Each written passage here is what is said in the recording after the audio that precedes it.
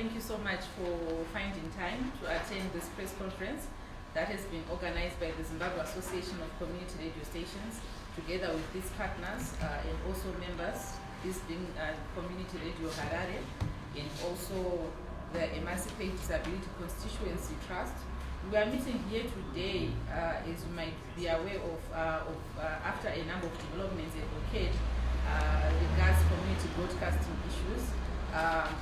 Unfortunately, we have had to specifically target media organizations for this press conference, noting the COVID-19 issue that is currently ongoing. So we try to minimize risk, but also ensure that we get a platform to articulate our issues. So I will invite the chairperson of ZACRAS to take us through the statement that the organization is prepared. My name is Vivian Marara. I'm the National Coordinator for the Zimbabwe Association of Community Radio Stations. Chairperson, over to you. Thank you, Vivian. Afternoon, colleagues, ladies and gentlemen. I think maybe before we begin, may I invite you to take a moment of silence for all the victims of coronavirus, of COVID-19 across the globe.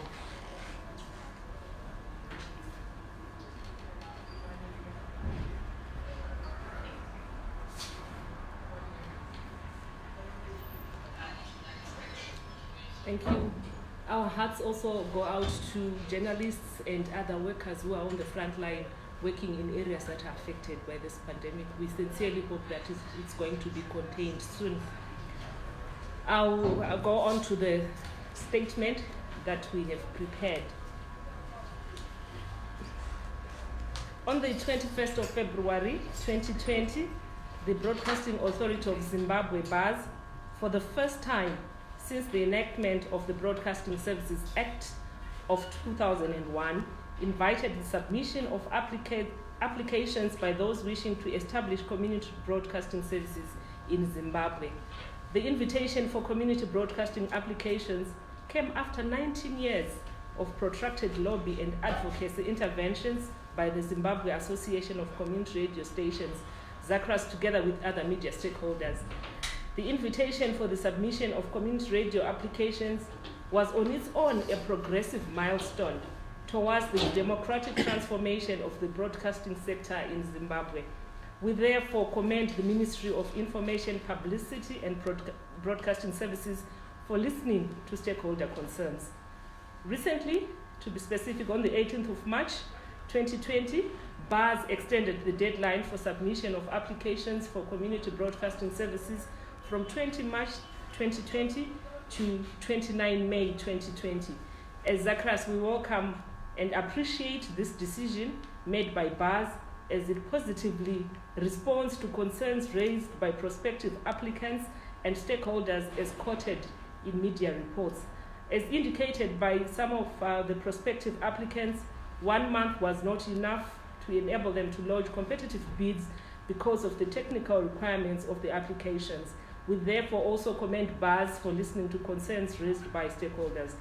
This is the first time that ordinary Zimbabweans will be submitting applications to operate broadcasting entities. As such, preparations by the community applicants require ample time. We anticipate that the extension will enable more players to better prepare and submit competitive applications. ZACRAS also takes this time to commend the Parliamentary Portfolio Committee on Media, Information and Broadcasting Services for playing an active role in seeking to continuously engage BAZ regarding community broadcasting developments in Zimbabwe, as witnessed by the appearances of BAZ in Parliament to address the committee. We look forward to seeing how BAZ will address concerns raised by the committee. We are delivering this statement on a day which coincides with the initial deadline for submission of community broadcasting services applications, and would like to outline ZACRAS interventions till date, our concerns as well as recommendations to both BAZ and the Ministry of Information, Publicity and Broadcasting Services. Our work has so far focused on the following. We sought clarification from BAZ regarding some reservations we had with the call as well as the community radio regulations that were gazetted. Amongst the issues that we raised was the narrow definition of a community prescribed in the community radio regulations, which only focuses on geography and not interest, the issue of high application fees, clarification on BAZ working definition for a body corporate, concerns on the inclusion of law and order as well as local and traditional leadership in the community radio governing body, more so noting the partisan interests that some of these entities have historically displayed. Focus of the call on only 10 areas found in selected urban, peri-urban and rural areas and the exclusion of other areas. This is of course contrary to the frequency allotment, which allocates more than 10 frequencies for community radios. Apart from our engagement with BAZ, we have further assisted our members and other prospective applicants. We have sought our help with technical expertise and advice. As Zimbabwe is preparing to license the first 10 community radios, there are widespread fears that, similar to historical developments, licensing will be done based on partisan considerations. This could possibly be one reason why the application form requests to know issues of political affiliation. Furthermore, fears of infiltration by state agents continue to subsist, hence the reason ZACRAS is wary of the inclusion of law and order in the governing body of community radios. ZACRAS reiterates that CRIs or community radio initiatives are autonomous entities who are owned, run, and controlled by local communities and do not need authorities to interfere. Each and every community should be given an equal and fair opportunity to submit and have their application judged on merit. ZACRAS is further concerned by the licensing framework where two areas in two different provinces are made to compete for one license. A case in point is Kariba, which is in Mashonaland West, and Binga, which is in Matabeleland North Province. Both are competing for license. Our recommendations, guided by what I've narrated above, both to the BAZ and the Ministry of Information. Noting the expansive definition of a body corporate, which is not only limited to companies but also includes associations and trusts, there's need to review Section 6 of the application form, which requires information on shareholding structure. There's also need for the review of the application form, particularly Section 7, which requires disclosure of one's political party as queried by members of the political committee when BAZ made submission before them. The need for a continuation of conversations relating to an adjustment on the application fees and annual fees for community radios, which have been set at 8,500 local currency and 17,000 respectively. Already there are indications from some of the prospective applicants that the fees are quite high and as such a deterrent factor which may inhibit some of the aspiring communities from applying given the current economic adversities. The need for clear guidelines from the government of Zimbabwe of mechanisms in place to support the development of the community broadcasting sector with reference to capacity enhancement post the licensing period and financial support, which we hope will be channeled through a government grant and independently managed. The need for a clear position on equipment provision plans vis-à-vis the role of stakeholders such as transmedia. While on one hand, ZACRAS welcomes the extension of the deadline for the submission of applications, we still anticipate that BAZ will issue a further call for applications within this fiscal year as the need for community radios is of paramount importance in all districts of Zimbabwe. Gradually, the situation that we anticipate and hope for is for community radio applicants to submit applications as and when ready without necessarily having to wait for a call. Readiness and preparedness should be a preserve of communities as and when they intend to have their community radio stations. In conclusion, as a country, we need to start to plan for the post-licensing capacity enhancement interventions targeting community radios. ZACRAS remains a committed strategic partner in community radio development and stands ready to partner the government of Zimbabwe in developing and the community broadcasting sector, including offering technical expertise and assistance to would-be broadcasting applicants. With that, ladies and gentlemen, we conclude. Thank you so much, ZACRAS Chairperson. We now move to Mr. Givmo Chipere, who's the station manager for Community Radio Harare and also a member of SACRAS. Okay, thank you very much. I think many of the things have already been said by our SACRAS chairperson, but I will add 2 or 3 things that concern us as Community Radio Harare. Our major concern, based on the frequency allotment plan that was produced by the Broadcasting Authority of Zimbabwe, is based on the fact that the plan did exclude areas where community radio initiatives like KORA exist. So we are concerned that if you remember well, in 2009 we submitted an application for a community broadcasting license to BAZ, and we were not given the license because they then said that they were busy preparing the frequency allotment plan. But we are concerned that we were then excluded in the new frequency allotment plan that was subsequently produced by the Broadcasting Authority of Zimbabwe. Then also on that plan again, as KORA, we are concerned because it seems that frequencies were available for Harare, but these were then donated to local commercial radio stations, in particular Capital. So instead of BAZ allocating the frequencies to KORA, which is a community radio initiative that intends to broadcast in Harare, those the frequencies were then donated to Capital, which had not even applied for an extension of its frequency radius. Then also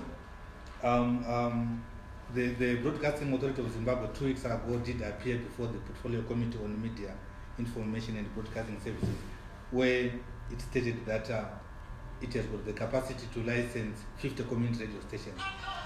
But then it also called for submission of applications from only 10 aspiring community radios, and then leaving out community radio stations like KORA. We've been there for nearly 17 years now, and they've been consistently asking for a community radio license. And so we ask the Broadcasting Authority of Zimbabwe to be sincere and transparent in the manner that it intends to go forward regarding issues of community broadcasting, especially the licensing of KORA.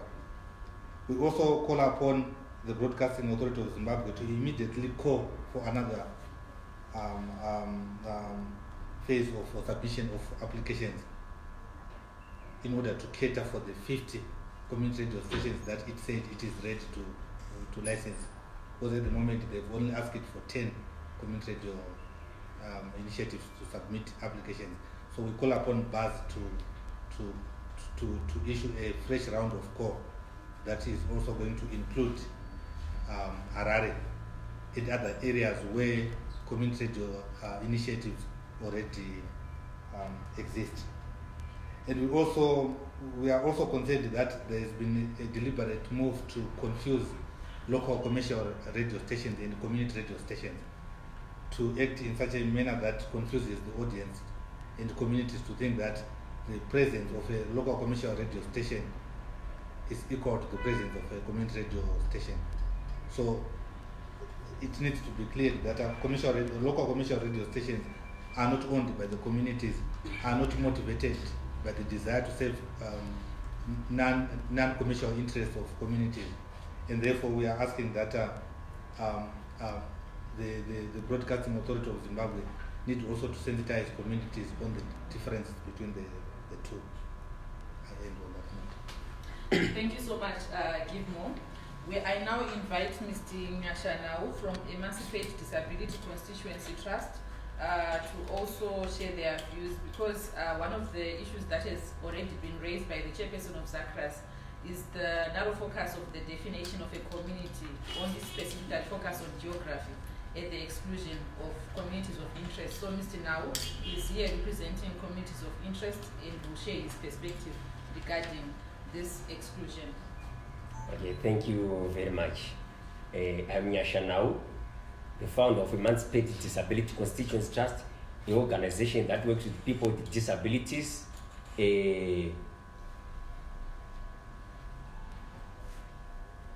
we are advocating for disability issues at community level.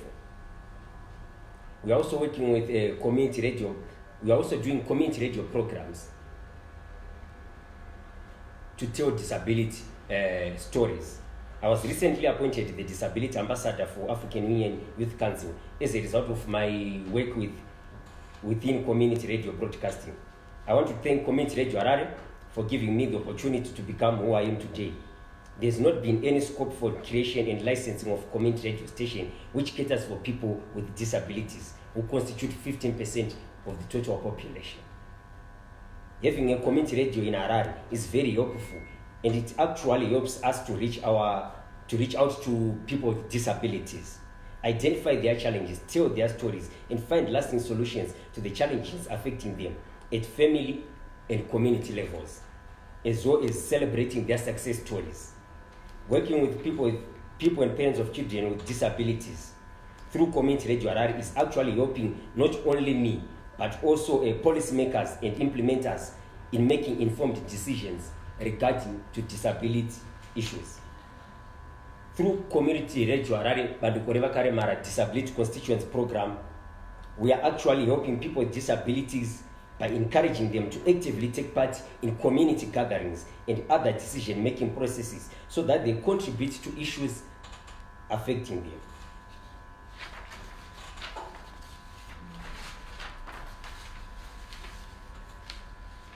By taking long in licensing community radios, this is becoming a challenge to the marginalized groups such as women and people with disabilities, as they are getting solutions to their daily problems as well as their stories on community radios.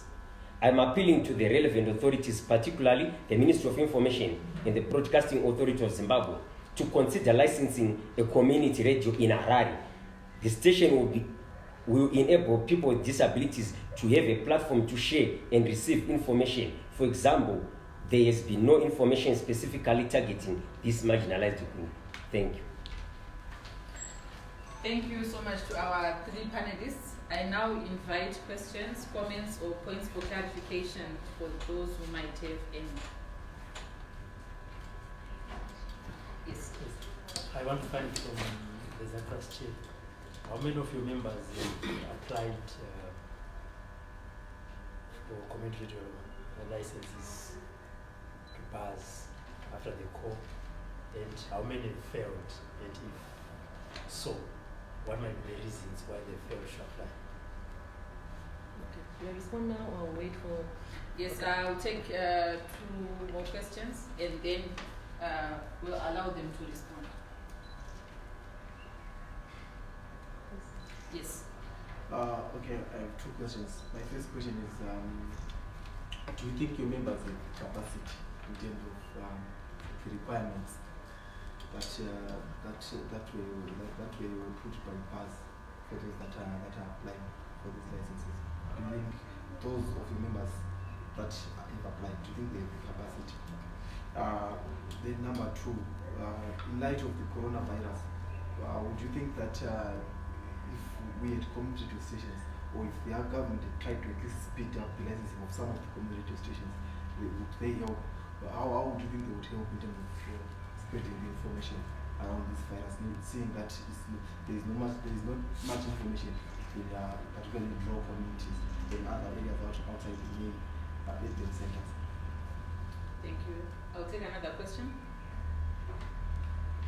Yes. Thank you. My question to the ambassador.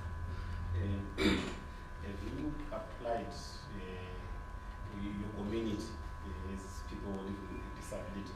Have you applied to BAZ to get that license, or maybe you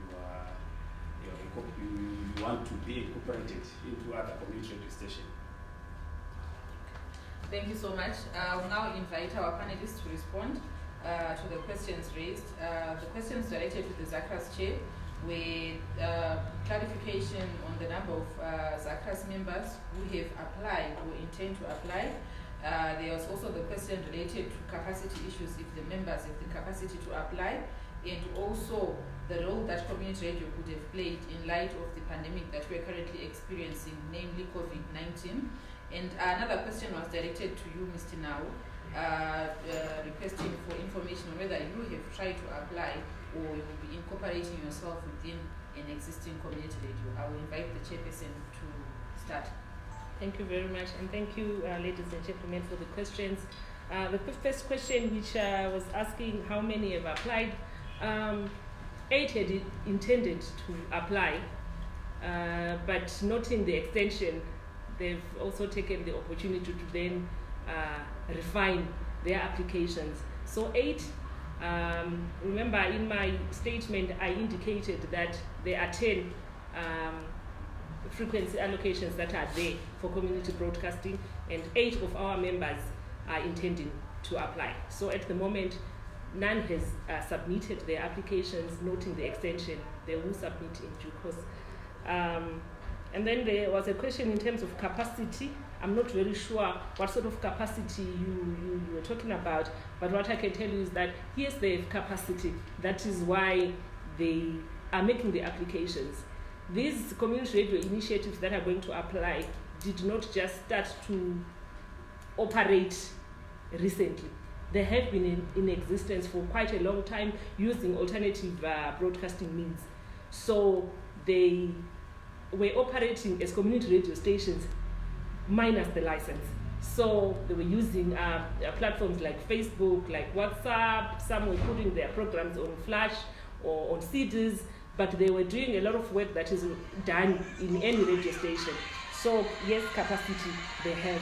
And also another role that ZACRAS plays as an association is to capacitate, to make sure that our members are in a position to do whatever it is that they're supposed to do as community radio stations. You already answered yourself, say, when you talked about the role of community radios in situations or in cases as this one that we are faced with, where there is this pandemic, the COVID-19. The role of community radio cannot be overemphasized because of the nature on how it is structured. These are stations that would be in communities. They speak the languages that are understood in the communities in the manner in which the communities understand. So it would be very helpful if the community radios were in existence. Also, maybe just talking about communities of interest, Mr. Nau talked about the exclusion of information relating to people living with disabilities, or that would be understood. Some of them are blind, some of them are deaf. So there is a way that information is relayed to such communities, but at the moment, because there are no platforms for that sort of information to be relayed in a manner that is understood by those communities of interest, then it is a problem. So really, community radios would have played a very important role in the containment or information sharing regarding the coronavirus or the COVID-19. Thank you, Chair, for those responses. Mr. Nau. Okay, thank you very much. We as an organization, Emancipate Disability Constituency Trust, we did not apply for a community radio license. Why? Because we deem it fit to be incorporated in those radio stations such as Community Radio Harare. What we only want, we as an organization, is to ensure that these community radio stations give platform to people with disabilities to air their views, to say what they think needs to be done in order to address challenges affecting them. Thank you, Mr. Nau. And maybe to just also add on to say, from the 10 licenses which have been allocated, as said by the ZACRAS chairperson, you find that areas such as Harare are excluded from this first call. I'll take any more questions if there are more, or points for clarification.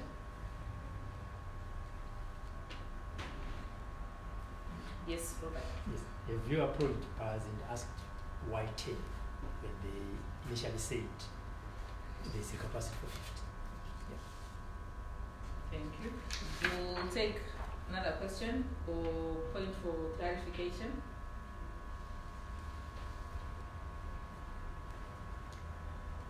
Maybe in the absence of more questions, to respond to whether we've approached BAZ, yes, we have.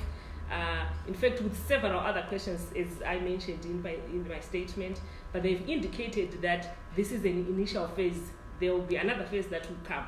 So our hope is that that phase will come this year, so that several and more communities do have community licenses. Thank you. There being no other questions or points for clarification, I wish to thank you all for coming through and also thank our panelists for their presentations. My only encouragement is that as members of the Fourth Estate, we really play our role in terms of promoting access to information in light of COVID-19, so that accurate information really goes out, because right now we're having high cases of fake news just being distributed far and wide, and that usually causes unnecessary panic. Thank you so much for coming.